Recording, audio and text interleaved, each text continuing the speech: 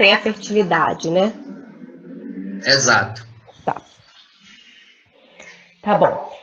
Sobre as matas de araucária, eu acho que são paisagens perfeitas para a gente estudar tudo isso. São grandes modelos, assim como os castanhais da Amazônia. E eu até tenho alguns trabalhos que a gente tem feito também, o núcleo de florestas tropicais, o professor Maurício tem feito, que eu vou apresentar um pouquinho a seguir, tá bom? Sobre a questão da manutenção da fertilidade nas terras pretas, tem um trabalho importante que tem sido feito na Alemanha e inclusive na Holanda teve o programa Terra Preta tentando analisar isso, que eles encontraram que o carbono que é produzido por um processo de queima lenta, uma temperatura controlada, gera um carbono originário da queima muito estável. Então, que é chamado biochar, que é esse carbono de queima estável. Então, esse carbono esse processo de queima controlado e lenta parece ser fundamental para manter a fertilidade. E, inclusive, agora até tem uma patente na Alemanha para tentar, que começaram a recriar esse carbono estável, mas tem uma grande discussão também, porque será que é só isso, né? Será que a gente pode reduzir essa permanência da fertilidade só por um processo de queima lenta que gera o carbono, sendo que esse solo ele tem muitos outros elementos, inclusive a cerâmica, vários micro-organismos e macro-organismos do solo que são exclusivos dessas áreas, que talvez todos esses que são chamados de engenheiros do solo, eles também sejam um componente muito importante para manter a fertilidade. Então, eu acho que isso ainda é uma questão em aberto.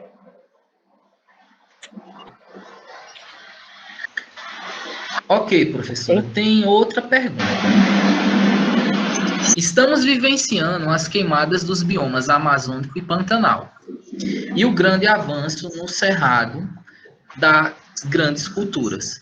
Como promover a conservação e economia através das espécies domesticadas? Pensar nas soluções, né? E eu conecto aqui com esse mapa que a gente colocou o desmatamento já existente aqui, isso acho que a gente usou um mapa de 2008 de desmatamento, que já é preocupante, né? A quantidade de vermelho nesse mapa de desmatamento, e a gente vê realmente que a gente está numa fase que o desmatamento está se acelerando cada vez mais e os incêndios também. E a gente tem um argumento aqui científico de que as nossas paisagens são extremamente ricas em recursos. Então, assim, eu acho que depende muito da comunicação do valor desse conhecimento para os tomadores de decisão e da conexão das populações locais com os mercados consumidores, né? Então, tem dois aspectos aí que precisam ser melhor trabalhados nessa questão da bioeconomia, que é tanto o incentivo por parte dos governantes de políticas públicas para que os produtos da sociobiodiversidade eles façam parte dos produtos que são financiados por essas políticas públicas e também que a gente possa criar cadeias de valor mais justas, porque as cadeias de produção já são existentes. Aqui, as cadeias de produção da araucária, do pinhão, já existe. Agora, a valorização e o empoderamento dos produtores rurais e a conexão deles com as pessoas que querem consumir produtos que vêm de relações mais justas, ela ainda não está bem consolidada. Então, acho que a gente precisa construir melhor essas cadeias de valor.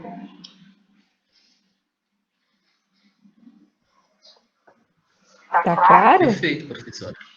Tá, perfeito. Bom. Pode dar andamento. Tá bom, vamos lá. Então, agora entra algo que eu achei muito interessante aprofundar. Porque, tudo bem, a gente sabe, né, já que essas paisagens e essas plantas, elas são reflexo de ações humanas de longa duração. E a gente olha para essas paisagens e a gente vê o efeito das pessoas, da cultura. Mas como isso aconteceu? Quais são os processos por trás disso, desse padrão que a gente observa, tá? Da hiperdominância que a gente observa, da quantidade de recursos que a gente observa, tá? Nessas paisagens.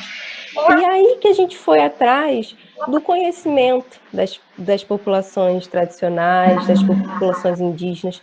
Quais são as ações, quais são as atividades que essas pessoas têm em relação às plantas, em relação às paisagens que elas vivem, tá?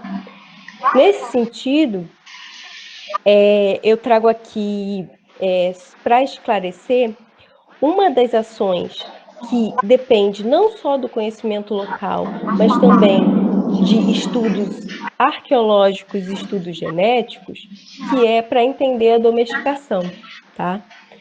Porque a domesticação, ela é um processo muito longo. Então, a gente pode entender através das ações das pessoas que vivem agora e a gente pode também reconstruir através de outras áreas da ciência. Então, se a gente pensar na história do milho, né? O milho, a origem do milho está ali, no México, aqui nessa área em vermelho. Mas é interessante pensar que as populações silvestres do milho estavam no México. O processo de domesticação começou no México, mas ele não se acabou ali.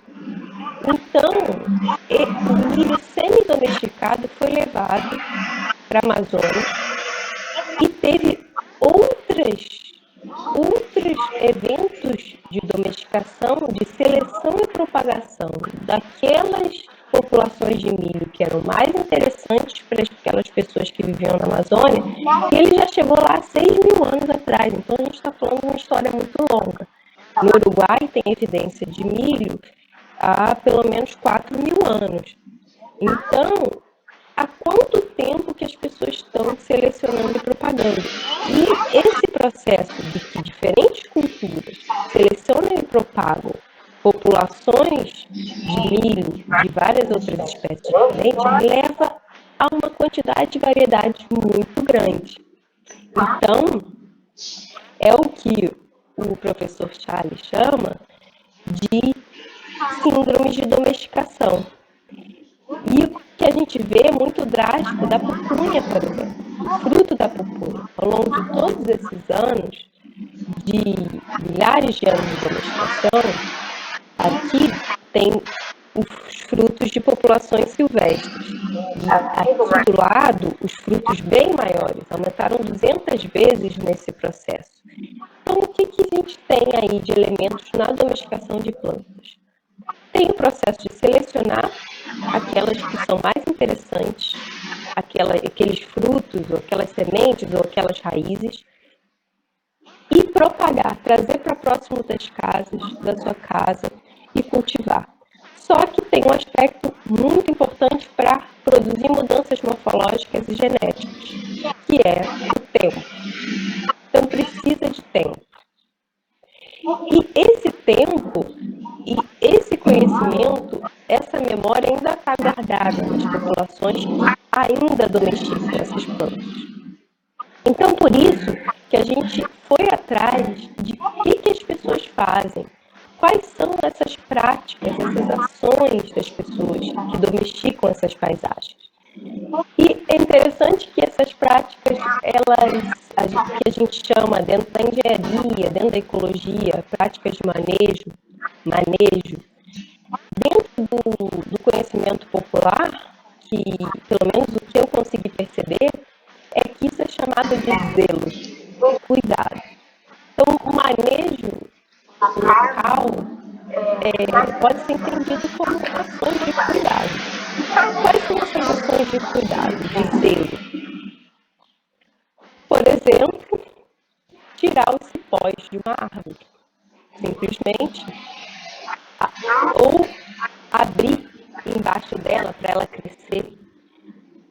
É interessante que uma ação tão simples, que é simplesmente tirar os cipós, ela pode aumentar muito a produção. Então, aqui nesse gráfico, tem as árvores de castanha e a produção de frutos dela.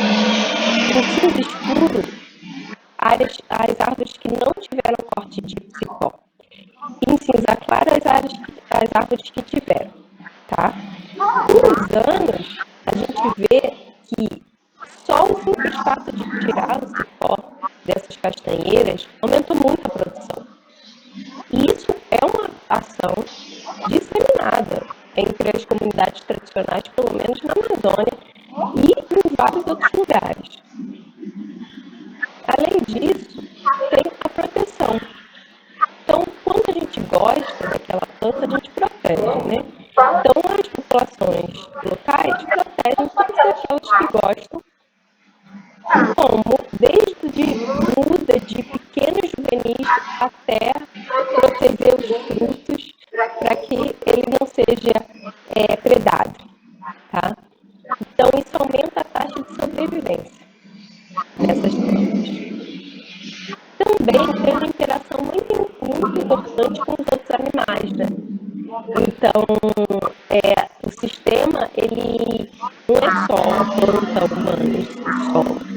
Tem também muitos outros animais dispersores, aves, mamíferos, que, de certa forma, integram esses sistemas produtivos.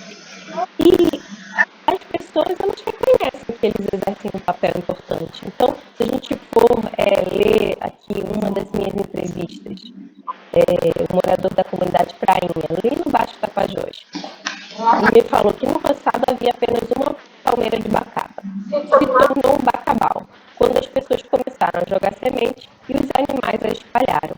Então, essa interação, esse trabalho conjunto, humanos e outros animais, ele é muito importante para a composição dessas paisagens domesticadas. Além disso, até atividades acidentais levam a mudanças na floresta. Então, uma ação, por exemplo, de levar as castanhas de um lugar para o outro numa trilha, que os caiapós fazem muito isso, vão nos castanhais, abrem umas trilhas, e o que a gente pode observar é que a densidade de pequenas plântulas na trilha é muito maior do que fora dela, só pela dispersão acidental das sementes. Fora isso, tem todo o transporte, né? Tem uma rede de trocas entre comunidades rurais e comunidades urbanas também, de sementes, de coágulos, né? E essa rede de troca faz com que aumente a distribuição dessas plantas. Tem também o fogo, mas não o fogo, os incêndios florestais. Eu não estou falando de incêndio ou de uso do fogo descontrolado. Estou falando de uma técnica, um conhecimento, tecnologia de manejo do fogo, que inclusive foi responsável por fazer solos mais férteis da Amazônia. Essa tecnologia de manejo do fogo, a gente, hoje em dia, dentro da academia e também do manejo florestal, a gente perdeu esse conhecimento. Mas os povos tradicionais, eles mantêm, tá? Então, a gente tem essa possibilidade do manejo do fogo aumentar a disponibilidade de recursos, não diminuir. E também do manejo do fogo, ele propiciar a reprodução de espécies que dependem totalmente disso.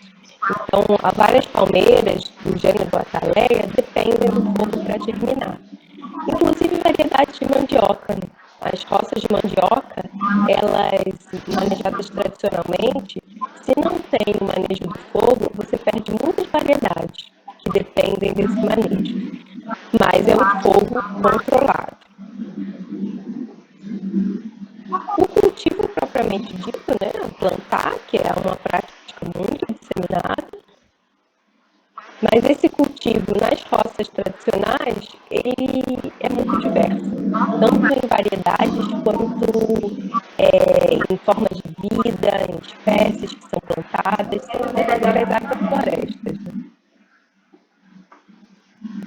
E o solo, a modificação do solo, que é algo que eu já tinha falado, que tem a ver com as terras pretas, e que é um assunto que eu acho bem interessante a gente abordar um pouco mais nos estudos aqui na Mata Atlântica, né? Porque eu acredito que tem, assim, modificações no solo, aumento da fertilidade em áreas também de assentamentos sedentários na Mata Atlântica, onde as pessoas moraram por milênios.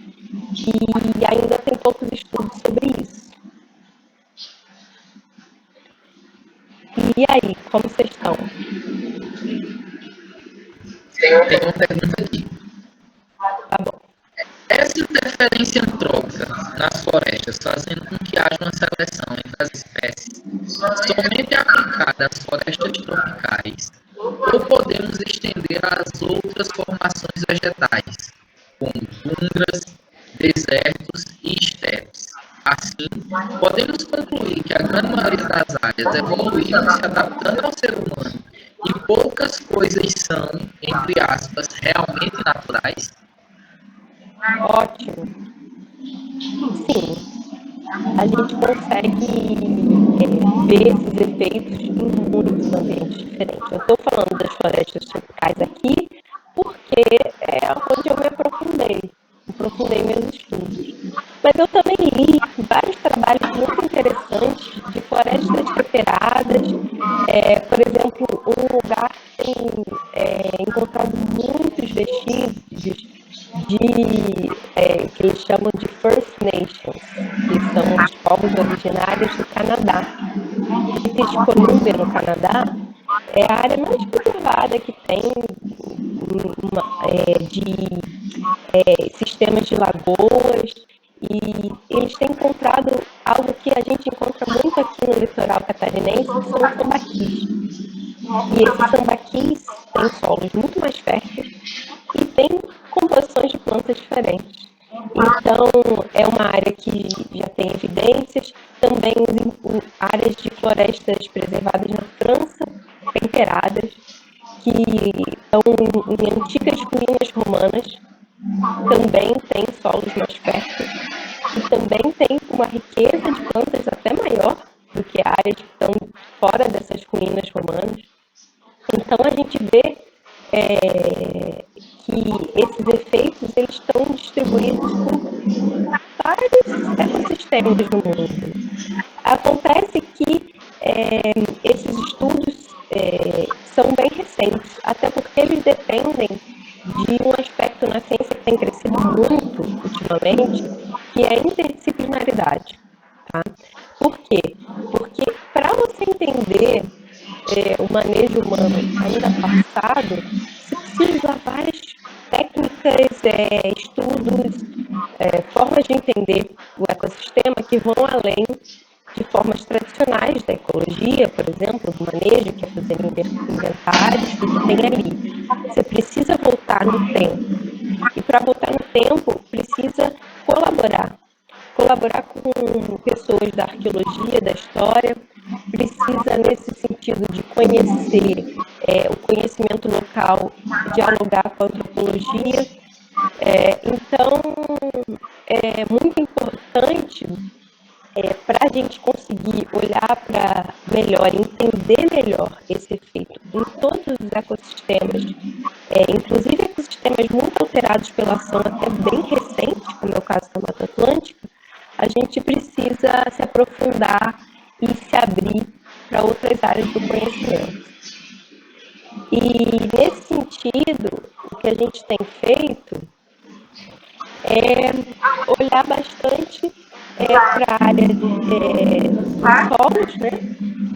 Isso é uma das coisas que a gente tem feito, as ciências do solo, porque porque as plantas estão crescendo nesse solo. E o que a gente tem visto, que é interessante, é que não é só na terra preta que o solo é mais fértil. Esse efeito ele se distribui não só no tempo, mas também no espaço. E aqui tem um gráfico que eu mostro, que é a fertilidade do solo, que a gente mediu, principalmente o fósforo, tá? O fósforo total. E como que ele diminui com a distância do sítio arqueológico, mas não está só onde tem o sítio arqueológico, e também em volta do sítio arqueológico. E as árvores, elas respondem a essa mudança no solo.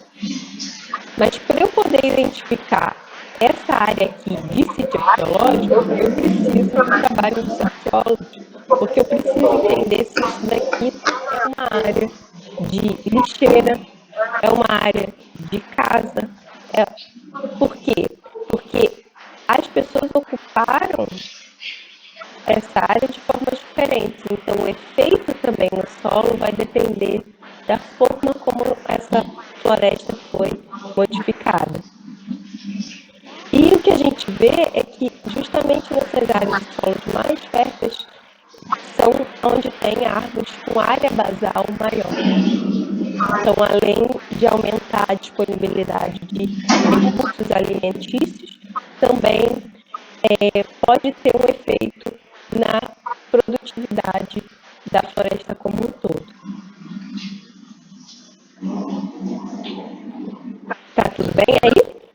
Fale. Tem mais um questionamento. As roças podem contribuir para a manutenção e ampliação da biodiversidade na paisagem? As roças? Isso. Sim. As roças, elas acabam, de alguma forma, abrindo áreas, abrindo a possibilidade de ter luz, né? Então, se a gente pega um ecossistema florestal e a gente abre ele e a gente planta, a gente também está, além de plantando o que vai existir ali, a gente está abrindo a possibilidade de ter um sistema diferente, que é o que tem nas clareiras na floresta, que permitem luz e permitem que as espécies que dependem de luz possam crescer. Então, isso cria, com o tempo, comunidades de plantas diferentes. Aumenta a heterogeneidade da paisagem. E a heterogeneidade, ela também aumenta a diversidade. Agora, também podemos pensar que essas áreas de roça vão ser sempre usadas como roça, não vão voltar a ser florestas, e a gente vai intensificar a produção, e isso vai fazer com que que o solo seja erodido. E aí a gente vai perder a possibilidade também de ter uma regeneração ali. Então, depende da intensidade da forma como essa roça é feita, para poder aumentar a heterogeneidade a longo prazo das áreas de floresta e, assim por diante, a diversidade. Tá claro? Sim, senhora. Há outro questionamento. Vendo aquela figura com os dados observados em áreas de trilha, dentro da trilha e fora da trilha. Nesses ambientes, como pode ocorrer outra situação? Por exemplo, problemas relacionados com invasão biológica de espécies. Certo. Realmente, se junto das trilhas forem levadas espécies que não são dali e que competem com as espécies nativas, isso pode levar a um problema de invasão. Tudo depende do tipo de espécie, do comportamento dela e se ela vai ser levada para esses ambientes. Porque o que a gente está vendo aqui é que aumenta a densidade de plântulas de castanha. que é uma espécie nativa desse local.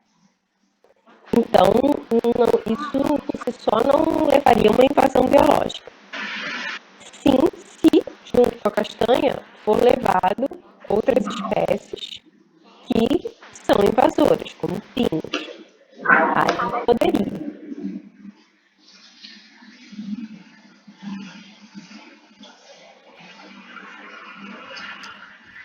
Perfeito, doutora. Tá? Há mais um aqui. Há uma grande quantidade de plantas domesticadas úteis para as populações indígenas. E um número muito maior do que das plantas alimentares utilizadas na sociedade moderna. Existe informação sobre processos de experimentação ou transformação de matérias-primas por parte das comunidades aborígenes?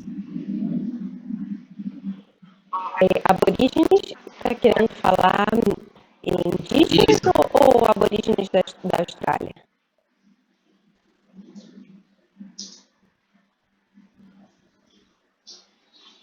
Indígenas. Tá. Começa com indígenas, no final aborígenes. Experimentação para outros usos, além da alimentícia?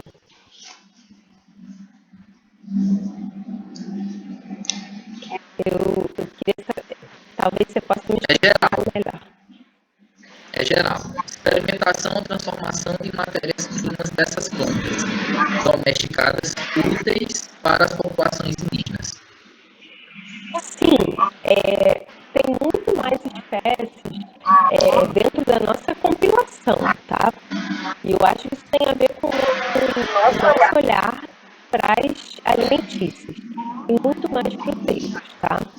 Mas isso não quer dizer que muitas dessas espécies que são manufatureiras, tecnológicas, tem algumas que são utilizadas como veneno, alguns alucinógenos que têm evidência de domesticação. E também tem muitas espécies que são utilizadas para produzir realmente ferramentas, produzir cestos,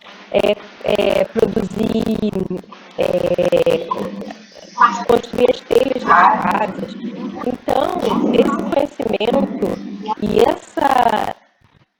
esse aprimoramento do que materiais são importantes para construir materiais, eu acho que precisa de um estudo detalhado de domesticação, porque tem muito pouco ainda. Eu conheço muito pouco, então eu não sei dizer quantas seriam, porque eu acho que a gente não entrou a fundo nesse assunto.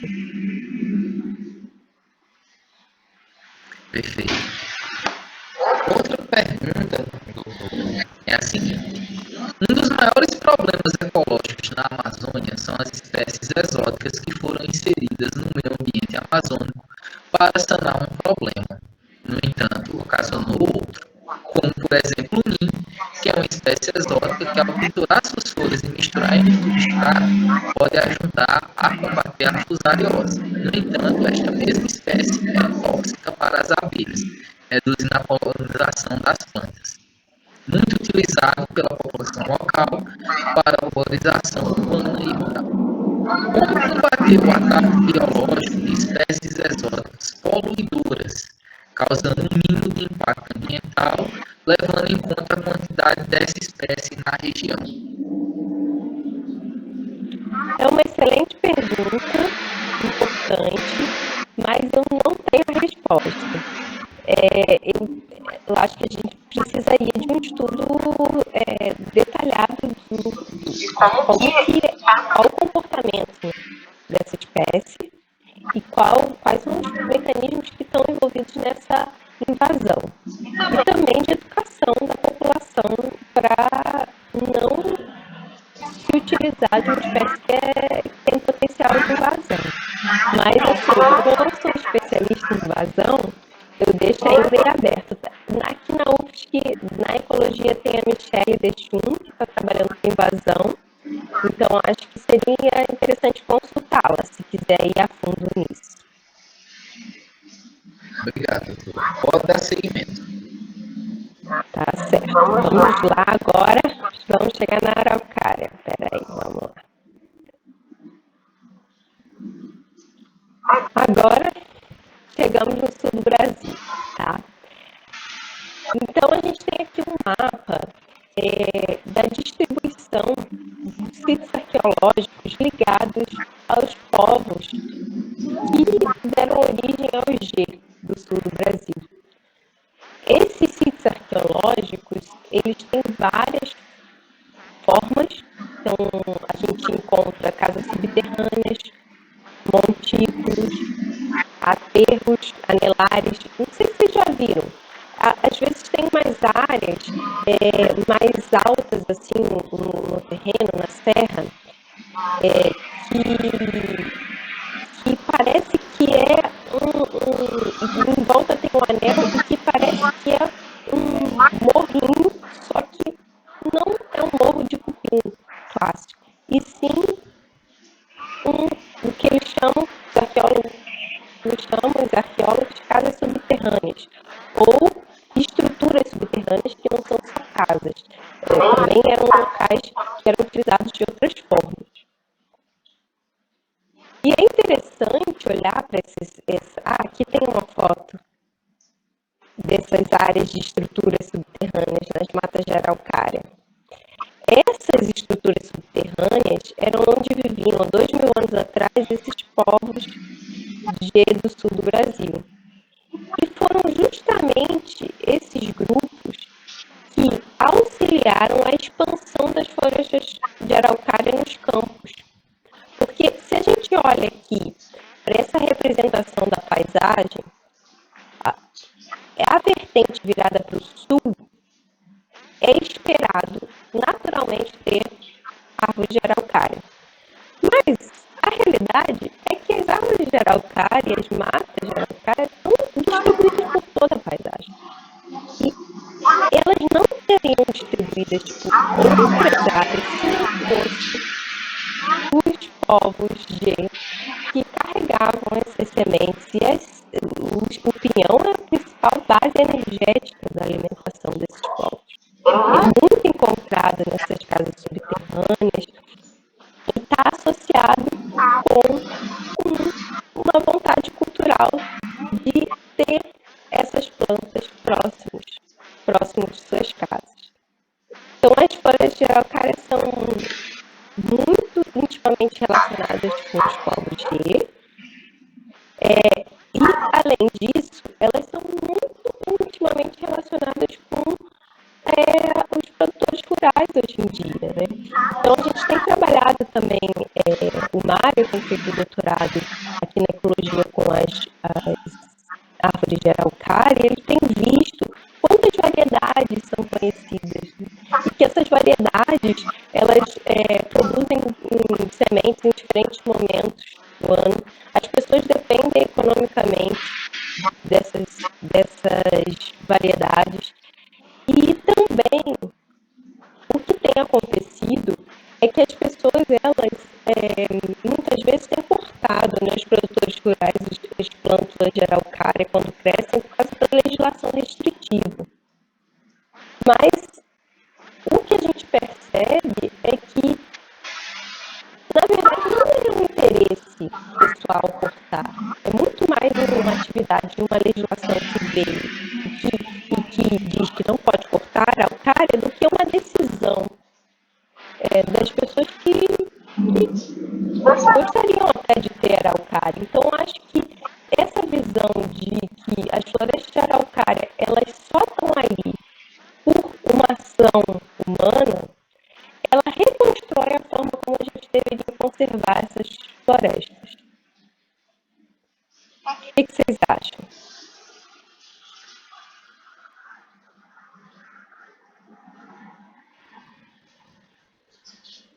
Sem nenhum questionamento. Tá bom. E além do G, o que a gente vê aqui no sul do Brasil, em termos de sítios arqueológicos, são sítios ligados à ocupação guarani. Então, a expansão tupi-guarani, os grupos eles se expandiram da Amazônia, 5.000 anos, chegaram nessa região do sul do Brasil, uns 2.000 anos, se distribuíram principalmente no litoral e ao longo dos grandes rios. Então, hoje em dia, a gente vê as etnias indígenas estão ligadas aos Guarani e ao G. E as plantas? Chegou uma resposta a seu questionamento, doutora. Que conservação pelo uso. Perfeito. A conservação pelo uso, ela permite, né, que a gente não veja em oposição o uso da conservação. E tem um outro termo também que a gente tem falado, que é a conservação